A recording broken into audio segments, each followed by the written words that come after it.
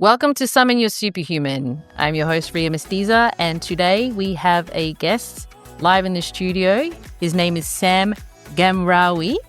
Nice. He's a transformational speaker, and his business is called Succeed, which in itself has a story. So we're just going to go straight into Sam. Welcome to the show today, Sam. Thanks for being here. Thanks, Ria. Thanks for having me. Beautiful spot. Thank you. Yes, first time in this studio, and hopefully it be one of many. Nice. So, Sam, Succeed, the business Succeed. Mm-hmm. You go around and you speak to large groups of children and at schools all around South Australia. The business itself, Succeed. How did you come up with that name? A little funny story. So about 8 years ago, I started it with some support with a couple of friends of mine. They shout out to Iman and Ali. They run a childcare centre actually around Adelaide. So me and them, we were always talking about how to empower young people, and this is something that I wanted to do. So they've actually backed me for a couple of years just to support me and help me and help me grow. And as I'm coming up with a name, I knew that I wanted to help young people succeed. So I started looking into different languages with the word succeed. And I can't remember, I should remember the Norwegian. I think it was the Norwegian word that I started to like. But then I was like, does that really make sense or not? So in the left-hand side, it had the phonetic way to spell succeed. And it was S-E-K-S-E with a little apostrophe on the top, D. And I was like, damn, that's actually good. So then I turned Succeed to plant the right seeds. That's how we bear fruit. And then Sec and stands for seeking empowering knowledge. As you know, you're a seeker of knowledge, as we are. The more you learn, the more you earn. So that's where it came from. You know, how I want to help people succeed. What does succeed mean? Seek empowering knowledge and then plant those seeds in order to bear the fruit. Beautiful. Yeah. And how did you know, did you know straight out the gates you wanted to work specifically with children? Nah, that's so we were having a bit of a chat before, but I was always a good student, right? So I loved learning. Most of my teachers would have told you, yep, Sam Ghamrawi, great student, but talks too much. Hard to believe, right? No, not really. No. And so I always had this communication, right?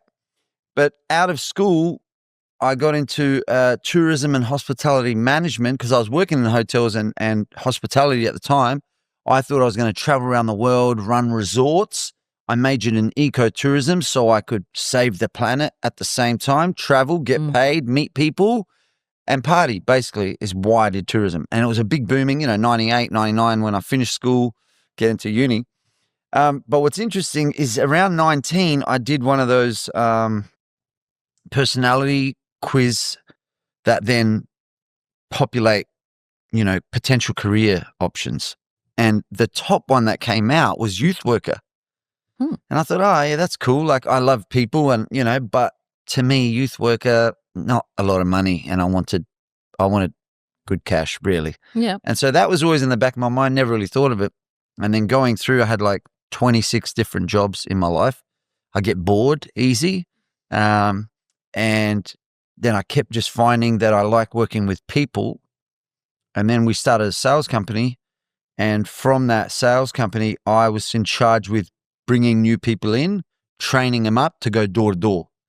So from there, that's like 07, that's when I really got the passion for working with people and training them to, what does summoning your superhuman mean? Pushing them outside of their comfort zone, but to reach their potential, and it's thrown around a lot now, like reach your potential, but it's true because you can't be better than your potential, right? So reaching it has to be the goal. And so from there, I started working with, I thought, okay, what do I really want to do with my life? I want to help people, or I'm going to take my sales skills and apply it to helping people.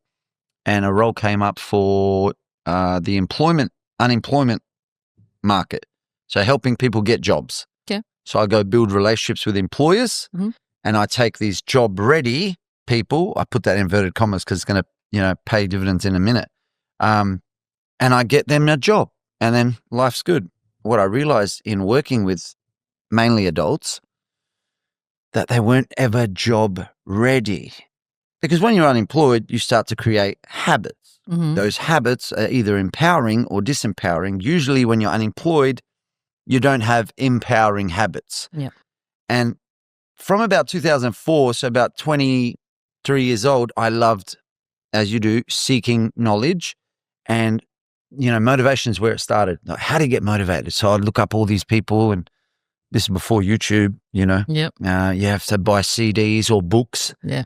Tony Robbins was a big influence on my life. And I thought I wanted to be like the ex-gangster Tony Robbins. That was how I branded myself in my mind. Mm-hmm. But, that didn't come to fruition for like years later. Yeah. So I started working with these people, realized, these are habits that they need to replace or, so how do I help them do that? Then I delved deeper into the personal development game. And then I realized, you know what? It's much easier to create good young people than to fix broken adults. And so that then, because, I always say like, adults are like concrete, man. Alex, shout out concreter. You know how hard it is to rip up concrete when you've got to, do a new job or your old job sucked. So you need jackhammers, bro. Yeah. Same as adults. You need jackhammers.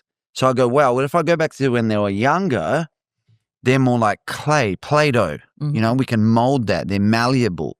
So I'm like, all right, how about if I go back to there? And so I started doing a teen life coaching with a mentor of mine who's recently passed away. But, he got me into it, teen life coaching, and going to speaking to young people and helping young people. So that's probably where it started. Yeah. Mm. Yeah. But the passion came from much earlier on. Yeah. Even as you retell the story, you go, yeah, that's where it actually started. And just funny how it all weaves together. I realized that as well in myself. It's like all these things that have happened in our past. You don't realize why it's happening back then, but then later on you realize, oh, actually, I had to go through all these little things, and all these little things were trainings for you and I to do what we do today. And I was laughing because when you say it's harder to teach adults, because majority of my clientele are adults. And I always say to them especially with training, for example, it's like if someone's learned how to squat incorrectly for 20 years, it's very hard to teach them how to squat correctly because they've just got so many repetitions of them doing it poorly. So then it's better to teach someone who's never done it before. So then that's probably where the younger generation, and I love teaching teenagers as well because they're in such a position of power to really steer their ship in whichever direction. I always say to them, I wish I had me at your age. Then things may have been very different. But again, we had to go through all the things that we had to go through to be where we are today. And same thing with being a 12-year-old girl and downloading Tony Robbins talks from the interwebs, illegally back then because, things weren't as easily accessible. But, whatever way to get the information. And so some people call me like the female Tony Robbins sometimes. Wow. So you're like the ex-gangster version, which I do want to touch upon that because, I know it's all fun and games, but so why would you say that you're like the ex-gangster Tony Robbins? Well, somewhere like growing up Lebanese migrant parents, we were first generation Australian, right? Myself and my brother. My parents had a busy restaurant in Sydney when I was a baby. So my grandmother brought me to Adelaide and raised me for like 9 months. Now, I didn't know that was a big pivotal moment in my life. I had no idea actually till I was saved like 9 years ago. And then my mum told me, I knew that I was raised, but I didn't understand the depth of the effect it had on my brain. So to a 4-month-old baby, that's abandonment, right? And when you delve into that psychology, you realize far out. Like my mum gets sad, Mum, you did great, don't worry. She gets upset when she hears this or when she heard it for the first time, especially because she was just trying to do what she thought was best, which great. I love my grandparents. They passed away, they're like my parents. So what happened from that young boy, this young little Lebanese, chubby little Michael Jackson is what I used to be, right? I used to love dancing, singing, and I was funny. And, but the negative of that was that I tried to impress people. You know what I mean? Yes. And from trying to impress people, what happens is you put on some masks in who you think you need to be in order to impress the people you think you want to be. Yes. It's a weird thing. And so that was like my teenage. I didn't really care what people think, but I did. It was this weird balance, And so as I get, a bit older in my later teens, I should have showed you a photo. In year 12, so a good student, loved learning. My dad taught me education. So I was always a good student, but talked too much. But like, most people don't know this, but like, I was like selling weed in high school. But if you told a teacher, Sam Ghamrawi is doing this, they would have said, no, he's not. Don't be stupid. Right? Now, why? Because I was very respectful in class. Although I got told off for talking too much, that was it. I didn't get really in trouble for much. I used to bludge school and smoke good weed, but I used to always do my work. Assignments handed up, respectful. So that was like this double life I was leading. And that sort of, went into my late teens where you start partying, going out, and I love night. So as soon as I got into the nightclub scene, I was like, oh, okay. And then all of a sudden, drugs come, and we used to hang around, 20 Lebos. Alex being my best mate since year 9. So he was along for that ride. And every week, you're with 20 Lebos, testosterone fueled, alcohol, whatever. People look at you the wrong way. And then all of a sudden you get in a fight. Now, I train martial art not to beat people up, actually. I actually don't like it. I love UFC. You know what I mean? Yeah. I love boxing, but that's two people training to be the best version of themselves to then go up against each other, boom, boom, boom, and then go, oh man, good fight. Like I love that aspect. Yes. But violence, I'm not. Yeah. And so I get caught up in this violence, and then you want to impress people, so you jump in and you fight and whatever, and then you like walk away like, why did I do that? Oh, why didn't I stand up for that guy? And so then came this part of me that goes, okay, every time that would happen, I would then jump in to stop it. Yeah. Right? So that's probably 20 years old, 21. I start jumping in to stop it. I always say God gave me this face to help me avoid fights, because I just like arc up, whoa. And then people go, oh, and I'll go, all right, leave. Like, and then I've been in lots of fights, but I've squashed way more. That's good. Yeah. So it got to the point where they would start paying me out, my mates, they would start calling me, instead of Sammy G, Sammy UN, like United Nations. You know what I mean? I come in and I have peace, man. They're like, oh, here comes Sammy UN. And they would pay me out, but sometimes, when you stand up for something, you got to stand by yourself. And there was a pivotal moment where I realized, okay, this is not who I really want to be. Why am I being this guy, But because I was dealing, I never used to use that term, but when I look back, it is what I was doing, like I was dealing. And so people find out, and, you can't be like this weak dealer. Do you mean? You have to be a bit. Yep. Anyway, but this pivotal moment, so I'm going to university at this time, because I told my dad I'm going to be the first in our family to go to university. So I go to university. Anyway, back in those days, we used to like get hotel rooms, and people used to come through and, partying for days, whatever. And we had a particular hotel room in a hotel in the city. And, a couple of these bikers sort of, I never really associated. I was always associates of associates. Yep. That's just how I liked it. I didn't want to be in that world. Yeah. I have this saying, I'm in the world, but I'm not of it. And so that's how I always felt. And, these bikers come through. Oh, I heard you got this, that. Yeah, cool. They were good guys. We ended up partying for 3-4 days. And it was like a Monday morning, and I packed my bag, getting ready. And they go, bro, they're sitting on the table like, bro, where are you going? I said, brother, I've got to go to uni. Yeah. See that reaction? So these boys were like, looked at each other. I've just partied with them for 4 days. We haven't slept. They're like, you go to uni? And I go, yeah, bro, what do you think? I'm going to end up like you guys? To which they like cracked up laughing. Yeah. Again, like I was in this world, but I knew, it's weird that I say it now, but I always knew I was in it for a reason. I always knew this isn't my destiny, man. And I say that confidently now because I knew that's what my thoughts were then. I always knew like God was like on me going, hey, you're going through this for this. There was always a purpose to the pain, Yes. So that was a pivotal moment in my life because I realized, wow, see, I'm not like them. I don't want to be like them. What am I doing? Yep.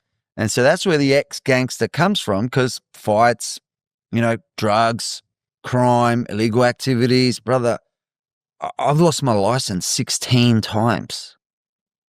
Wow. Yeah. I mean, that's not a flex. That's just because I just didn't care. I had no care. Like, whatever. Mm. You know what I mean? Yep. And it's just like, man, what are you doing, dude? Like thousands and thousands of dollars, just wasted on fights. But that's interesting though, because you always felt like, I mean, you were doing things to fit in per se, like you were saying, and I can relate to that. Like you want to fit in and you want to make friends and all that sort of stuff. But it's like at the same time, you also know you don't belong there. It doesn't feel like your natural place. And that you're not your true self while you're there as well. Like you're being a version of yourself that doesn't quite resonate with your soul, really. Like 100%. It's just, I'm here, it just doesn't feel right, but I know I'm here for a reason. And then that's the lessons and the tales that you get to tell now. It's like that relates with other teenagers, right? Because you were around these people. And, you are who you hang around, really. Like you 100%. get influenced by those things, and then they pay you out if you don't go by what they want you to do. And it's an interesting dynamic when you can feel that it doesn't resonate with who you are, but at the same time you still go along with it anyway to a degree. Which then, speaking of degree, so you're doing your uni. At which point did you sort of fade away from that kind of life, or did you? It's a good segue. I like what you did there. Yeah. That's pretty good, Ria. That's pretty good. I like to be pretty punny sometimes. Yeah. So I did my whole uni degree. Yep. In that life. Wow. Mm-hmm. Well done. I know. Imagine, my cousin said to me not long ago, he's like one of my good friends, one of my best friends, and, we've done a lot together. But he said to me, bro, it hit me hard, actually. It was only earlier this year. Pardon me. He said, bro, imagine your mind without drugs if you never took them. And I'm like, it almost made me a bit sad, because it doesn't mean like, obviously I'm healthy, I'm good now, but it had an impact, like organization and memory and teeth are my three biggest impacts. Yeah. And I go, damn, imagine I didn't do it. And then I start thinking, why did I do it? What? Drugs and alcohol, any addiction, I guess, is just an escape of pain. So then when you sit with the pain, you go, what is this pain? Why am I feeling this pain? Why do I want to escape it? Once you can do that, then you go, okay, cool. But so purpose, I think, can be turned from pain. But in coming back to the degree, I wanted to be the first in my family to finish that. No matter how long it took. I took a year off. Me and Alex moved to Melbourne. Mm-hmm. He was a chef. I was a waiter in a Cafe Primo style, restaurant over there. So we were there for like 6-7 months. And then I went to Brisbane, lived with my auntie, and I just did hospitality work, then I came back and finished my degree, So I finished probably 2004. I think so, 04. And so in that time, I was still going out. I was, and I'd met my wife now back then. And she sort of, again, she was raised Baptist. So, Christian. I was like a no pork Muslim, by the way. I mean, told you that part. Yep. So we weren't raised with either. My mum was a cultural Christian. My father was a cultural Muslim. Mm-hmm. So me and my brother got the best of both worlds, so to speak, yep. Ramadan and then Christmas and Easter. Mm-hmm. So, but we never really had that as our identity until our late teens. And then most of the lebos I was hanging around, they were all no pork Muslims. Now, what do I mean by that? We drank, we smoked, we went out, we did illegal activities, but we didn't eat pork. And it kept us Muslim. Yeah. You know what I mean? Mm-hmm. And so that was interesting because then I meet this girl and she sort of calls it out in my life, like, you're not really Muslim. And I was like, what do you mean, bro? Like, a bit upset, but she sort of said, I see you like a Christian youth leader.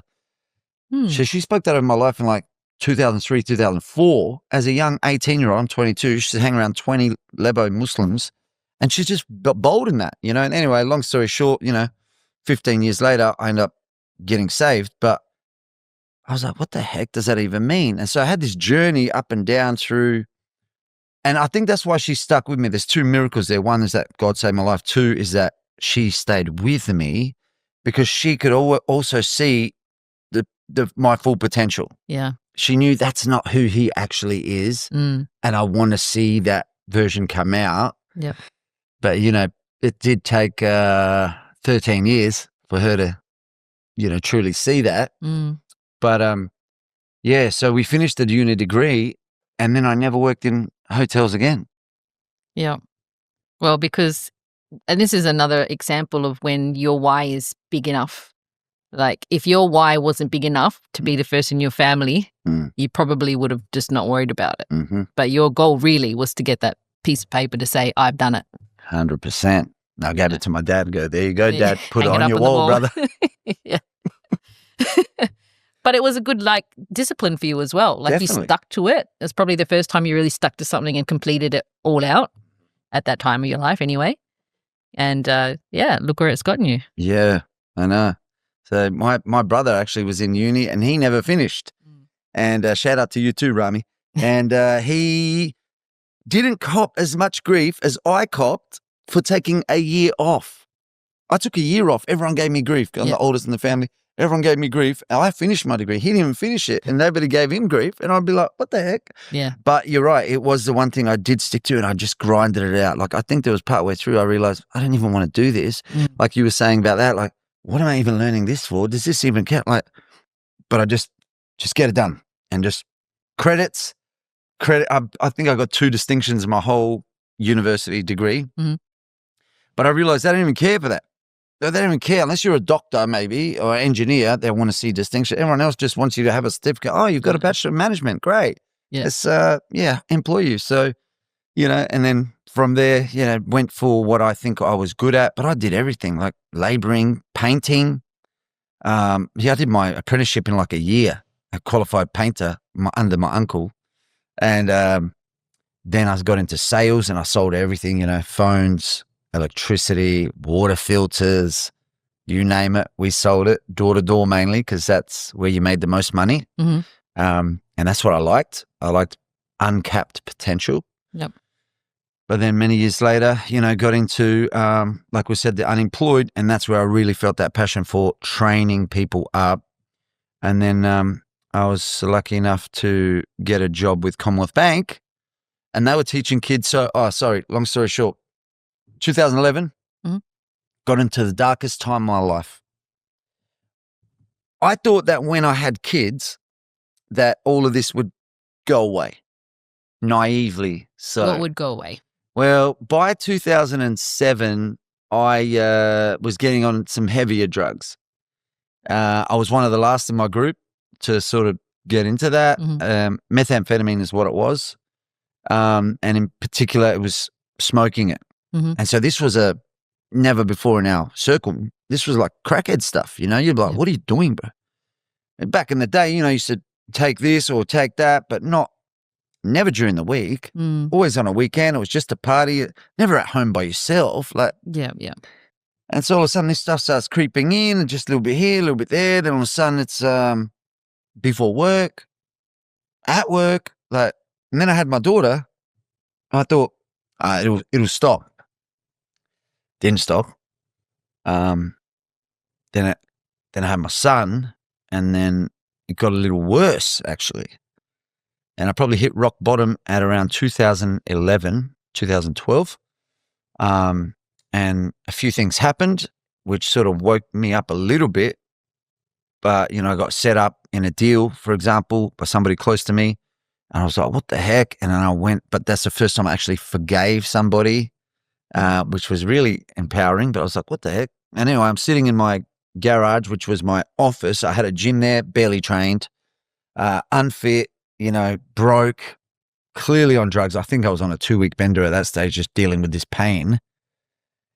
And these bikers rolled up into my driveway. My wife was at work. She had just started a shop. We just opened up a shop for her, which was ahead of its time. Like it was an eco florist. And my mum was inside looking after the kids. And I was trying to do work.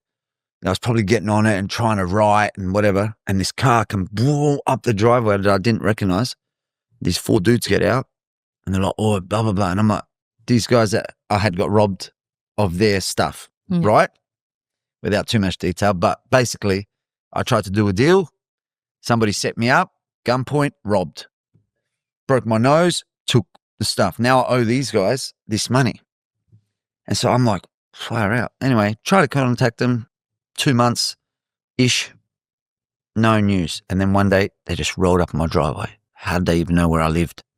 Somebody leaked it. Long story short, I was like, what the heck? They're like, bro, you owe us this money, blah, blah, blah. And it was like, good amount of money.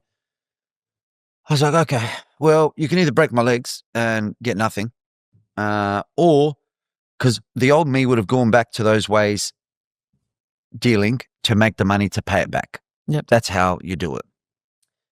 I didn't want to give up these people that had set me up because they were close to me. I didn't want to send these people to their house. They lived with family. Yep. You know what I mean? So I said, you know what? It was my fault. I let it happen. I'll deal with it.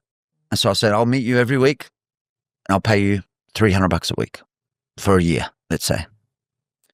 They agreed.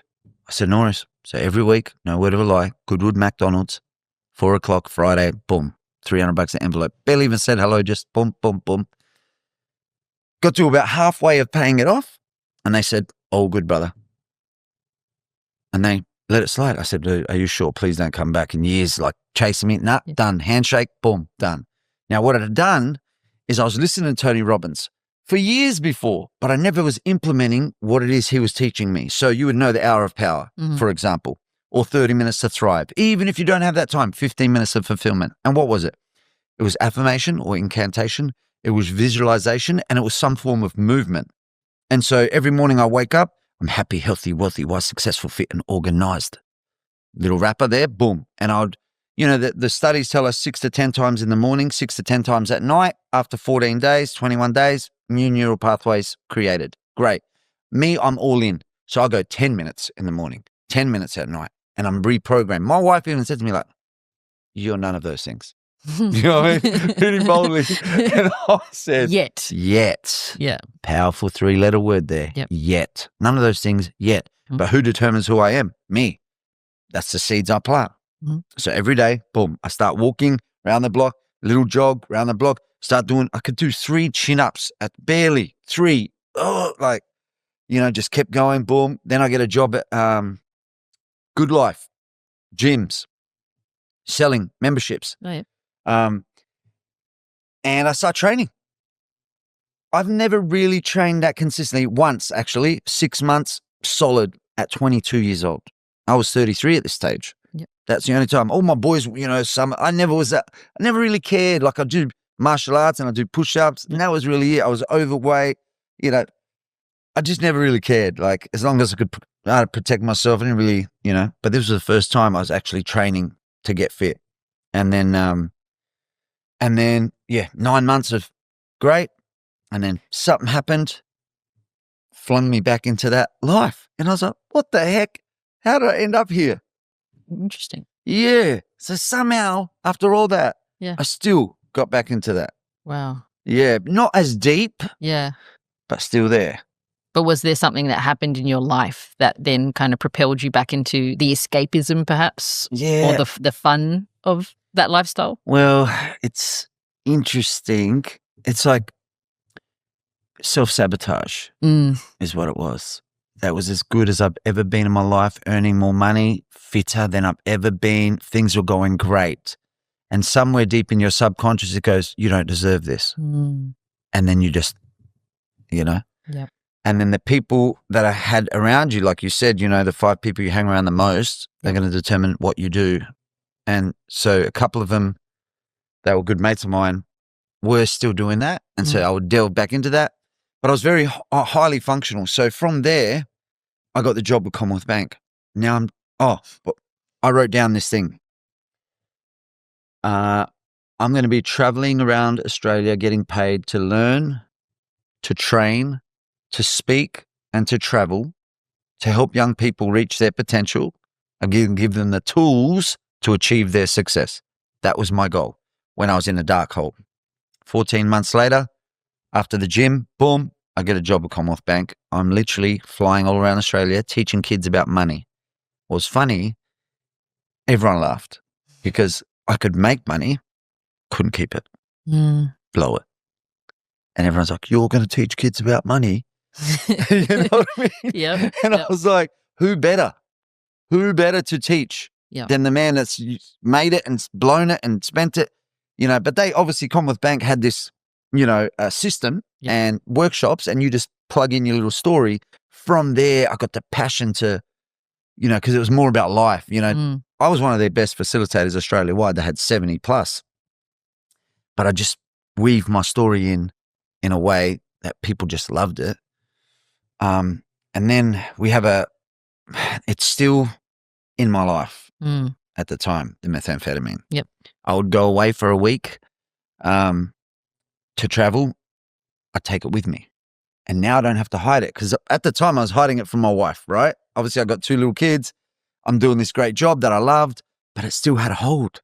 But I would hide it. Then I'd go away and but the creativity is what it starts to drain. Back in the day, I used to write, man. Get on it and write pages, songs, pages. I got folders and folders. Then it's gone. Then I start gambling. Never gambled in my life. Till the last 2 years on it.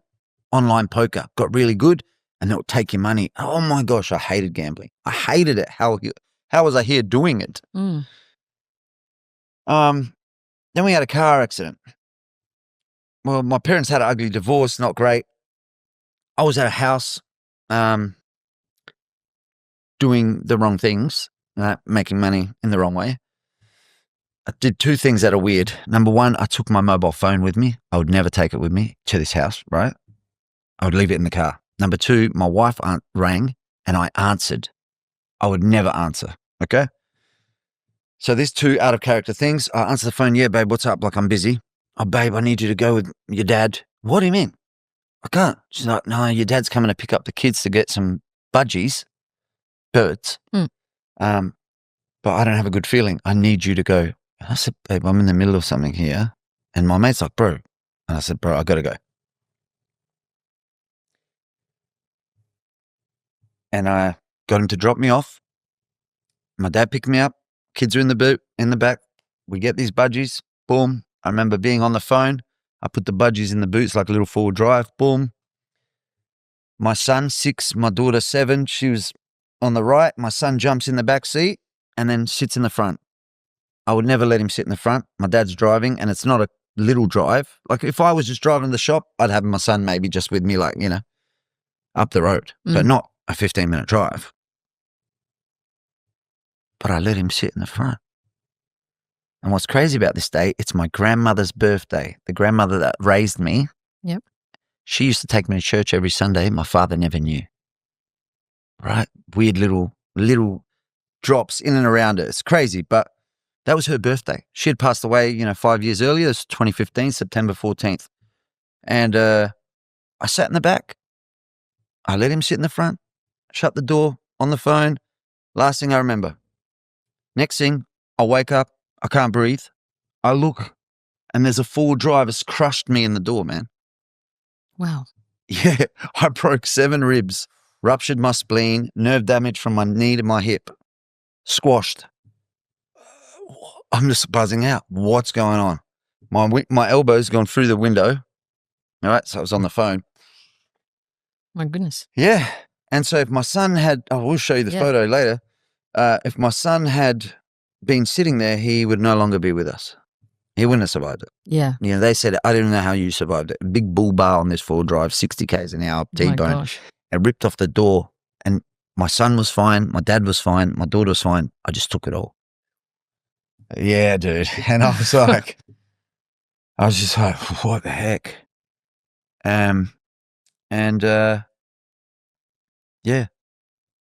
And that sort of started the journey. It didn't stop me. You think that would, right? I had the utensil in my sock, Oh my God. Yes, man. I've never told this, by the way, but when I got to the hospital, they cut off your jeans, because you can't move. And then the doctor's holding my feet, like, and I'm looking at the doctor like, and because it's in my sock. And he comes over to me.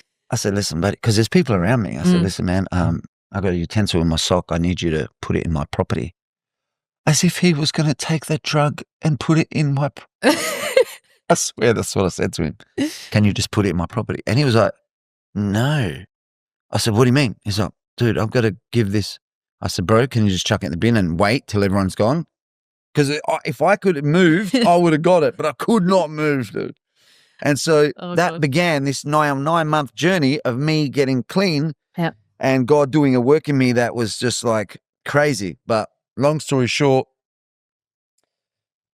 yeah, it took about 9 months, and then Louise prayed and she said, you know, I went to drug rehab. I went to psychologists. You know, I went to all these people that gave me great tools, but nothing stuck. 3 months, 2 months, I'm back on it, you know? Anyway, So this is the 9-month journey you're talking about? It is, yeah. And so about 9 months later, she's like praying. She's like, Jesus, you know what? I've taken Sam to man. I haven't taken him to you. And I don't know what to do. This is our last straw. Like basically she gave me like an ultimatum, you know what I mean? Yeah. And I had tried with my faith already, by the way, like trying to be a good Muslim, trying, you know, and whatever. And then he told her, like, she just felt, look up ex-gangster turned Christian. And so that's what she did. And then she found a guy in Sydney, Tony Wang, shout out Tony, who was running a program called Chasing the Dragon, helping people get off drugs. And she said, you're going. I was like, okay, like I'll do whatever it takes, you know. But I wasn't going to become a Christian. I was going to just to get off the drugs, and he was going to implement. Long story short, went there. You know, God showed up. I didn't know what was going on. Sign after sign after sign. And I was like, nah, rejecting, because I'm like a Muslim, you know. And then it was just this, you know, a book actually, Seeking Allah, Finding Jesus, that just rocked up in my path. And I was like, what the heck? So I started reading it, boom, gave my life, said, okay, Jesus, if this is who you say you are, then take this from me. And bro, when I tell you, I felt it like a darkness leave me. And from that day on, bro, almost 10 years, nothing. I only have a drink with Alex, okay? That's it. And I've only been sort of tipsy twice in almost 10 years, which for me, when I started, and going back to how do you keep it up? Yeah. Well, guess what? The first 3 months, bro, I wasn't going nowhere. I was praying, waking up early, like doing the Tony Robbins thing, but with more of a spiritual backing. Yes. Praying, training, focusing on, you know, and then not going to parties, not hanging out with people, because I knew that's going to be there. Alcohol, I didn't touch for years. I didn't even touch it. Years, because I knew I have a couple. I'm not a have a couple sort of guy, first of all. But I knew that would mess me right up. And so I just avoided it all. Yeah. And then crazy, but I got hit and run. I was riding bike a lot and down at Semaphore in the morning with a few boys, like 6, 7 boys. I got hit and run by a car. She road raged us, and I was like, lady, get out of here. Like, what are you doing, man? It's 7 o'clock in the morning. Like, just chill. And she's like, that, dude, like losing it. Yeah. And she hit the brake on me, and I flew over the handlebar, hand out, bang, smashed my scaphoid, fractured it. She legged it. And so I had to ride all the way home from Semaphore to Athelston, one hand, bro. Got every red light, hey. Every time I built up momentum, red light. And then lost my job because months before I was clean, I had made a couple of errors on purpose. So I just said I'd booked 6 sessions. They then cancelled 4 of them, but I didn't tell head office. Your KPIs, right? So instead of going, hey, head office, I cancelled 4, I just left it. And they rang random schools all the time. And that school said, nah, he only did 2. Got fired. So hit and run, got fired, lost my license and my car all within 3 weeks, bro. Wow. Yeah. Now, the old me would have gone to the drugs and alcohol to deal with the pain. The new me went to prayer. The new me went to exercise. The new me went to the word. The new me went to these new habits that I've instilled to then deal with that and sit with that. And then from that, I believe every rejection is a nudge in the right direction, right? You said when you've got a why, when your why is strong enough, you'll face almost any how. That's one of my favorite sayings. When your why is strong enough, you'll face almost any how. And I got another job with youth because I'm like, now I know what I want to do. but I wanted to do something with a bit more meaning and purpose. So I worked with the unemployed, but with youth, getting kids off the street and creating a better life for them. And so they put me on a probation with a company here called WorkSkill, Transitional Work, it was called. And so I ran my program. I started writing my own program and I ran it with kids and they loved it. But then after my probation, they get my police clearance. Uh-oh. And they go, oh, okay. And the kicker was DUI, resisted arrest, avoided police. I got in it's not a high-speed chase. It was a low-speed chase. Like it was in Highland Street. I just give way, wrong way, boom, avoided a breatho, boom, copper, boom, went around them. So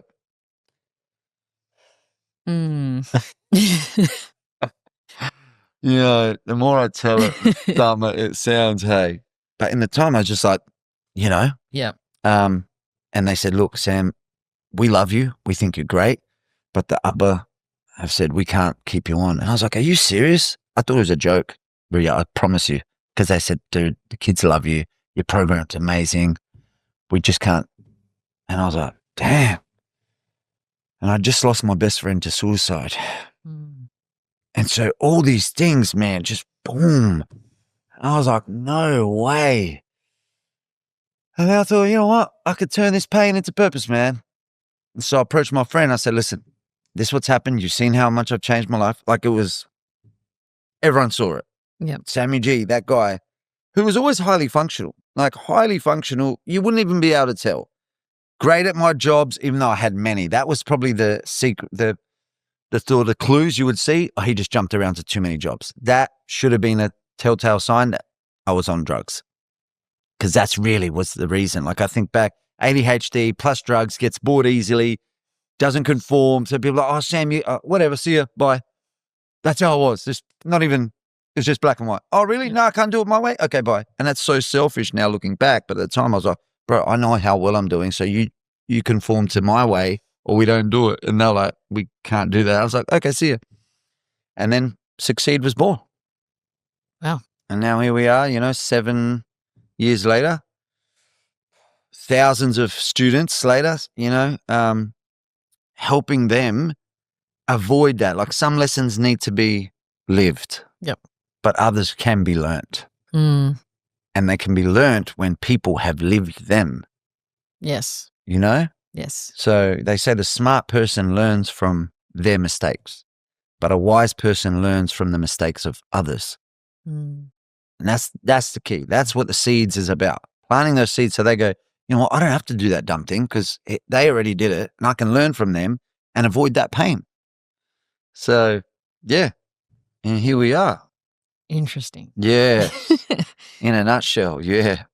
So your programs now that you teach children, what kind of, what's the theme or the curriculum or the message really, like the primary message that you try to get out to kids? The primary message, I think, is it is your attitude, not your aptitude, that will determine your altitude. Zig Ziglar. It's one of my favorite sayings. And that's key because it's how you go about things, what you're willing to do, your expectations, how you choose to feel towards things because you get to choose it, not how smart you are. That's going to determine how high you fly. Look at where we are, right? Because we were willing to take that jump when most people aren't. They stay comfortable. They stay safe. We seek discomfort because fear kills way more dreams than failure. Way more. Yep. So the underlying theme is attitude and get comfortable being uncomfortable. Those two things alone, literally, you determine your destiny with those things, Yeah. And then when I'm at faith schools, obviously I talk about faith, but at majority of my schools aren't faith schools, and at the end of the day, people believe whatever they want to believe. I know what saved my life, and that's what I hold true to, because I can't deny it. I'd be lying if I denied it. I said it was just me. But since being that, now I implement these habits, Now I choose who I hang around. Like, so the people I used to hang around, some of them see me and they're like, brother, like, man, so proud of you. Like somebody said to me not long ago, who I haven't seen in 15 years, like, bro, your videos keep me going. And this is not a guy you would think would be watching social media videos. So I said, why don't you like them, bro? Why don't you like my videos, bro? He's like, I stay low key, but I said, I appreciate that. But so you never know the impact you're having just by living your true self. You're summoning your superhuman, what that means, not just to you, but to other people. So they see that and they go, wow, if they can do it, I can do it. And that's what we instill. We try to instill that belief in others that, I'm not special. I'm just willing to put in the work and I have goals, man. Yep. That's it. That's excellent. Yeah. I think that, I was just saying this the other day because someone said, that I was able to create, I guess, a successful business quickly out of the gate in terms of my Fitseek brand and things like that. But it's not, one, I had the willingness, like I was determined to make this a career. I didn't know what I was doing. I started a business. I never started a business before. But I think a lot of it was the reason why I was successful quickly was because, well, one, if you're a good communicator and you can create good rapport with people, that's a big, big thing. Obviously, I care. You went into this wanting to help people. I went into wanting to help people. But then the other aspect of it is life experience, right? If we didn't have such a rich life experience background, you wouldn't be able to relate to people because, they come to us because they're in a dark place or in their place where they want change, but they don't know how to create it. And it's like, well, hey, look, I understand. Yeah. I've been there. And then you share your story and your experience and then they go, oh, okay, she gets it. He gets it. Like, here is someone who has been through dark periods of time and lost people they cared about and done stupid things and have been able to turn their life around and be in a place where they're now working in their purpose. They're living in their purpose. And you were talking about how, now you're exercising all the habits and all the procedures that, successful people do really. Definitely. I'm personal development nerd as well. I've read for how many thousands of books, I know. And most of the message is very similar or said in a different way.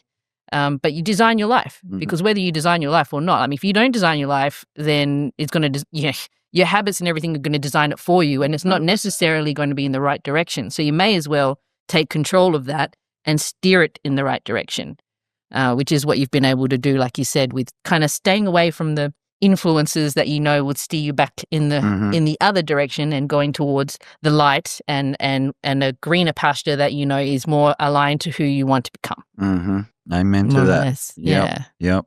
It's like wind. We can either try and go against it, or we can just let it go, take it wherever it takes us, or we choose to raise the sails and lower the sails in the direction we want to go. The wind is always there. Like life, it's there. Yep. And so first you make habits, then habits make you. Yep. That's another underlying basis. Like I tell everybody, you put on your pants the same leg every time, man. And they look at me like, huh? And then they think about it. Shoot, I do that. Yeah, because your subconscious is taken over. Yep. So what else has your subconscious taken over? Like my self-sabotage, I started heaps of businesses. Nah. And never really committed. Before this, the longest job I ever had was 3 years. And that was the job before this. That was Commonwealth Bank. And the longest before that was Hungry Jack's, my first job, 18 months. Every other job was less. So everything I've ever done, you said it, I think earlier, like this is something you've stuck to for the first time in your life. Uni was the only other thing I stuck to for that long before this. It's crazy to think that. I was like, what the heck? Damn, it took me, 15 years of lessons, and I call it lessons and blessings. Yep. So you learn the lessons and then the lessons become the blessings. And 100%. so that's probably the underlying theme. So attitude, habits, discomfort, lessons and blessings. Yeah. And then we just add sort of things. Obviously, I do a lot of stuff for young men, around masculinity, around being, what is a good man? What does that look like? Responsible, reliable, accountable, disciplined, exercise, big one for me. Like these kids are just not moving enough at all. They go to recess, they play soccer. No, I mean like, focused movement. Like, what am I doing this for? Pushing myself physically and just discipline. Like, We people lack discipline. That's straight up truth, man. And there's two discomforts, right? Two pains. One is regret and one is discipline. And the pain of regret far outweighs the pain of discipline. Yeah. We all know that. Mm-hmm. But then why do we keep choosing comfort? It's easy. It's easy. We think it is. It's easier in the moment. It's easy now. Mm. Easy now. Yeah. Discomfort later. Oh. Discomfort now. Comfort later. 100%. Yeah. So, and like you said before, I wanted to be the person that I wish I had. Yeah. That's what I want to be. And now you are. And these programs you're going to run for young men, you're going to be able to have a positive influence on who they become. They can learn the lessons a lot earlier than you and I did. Yeah. And I think that's the blessing that we get to share with others. It's Definitely. like, look, I get it. And you can learn this the hard way, or you can learn it in a little bit easier way. Still get the lesson, but not as much heart shed and pain as we once endeavored to go through. Yeah. Which I guess leads me to a question that I ask everyone, and you've alluded to it a little bit. But what does summoning your superhuman mean to you, Sam? It's a really deep question, isn't it?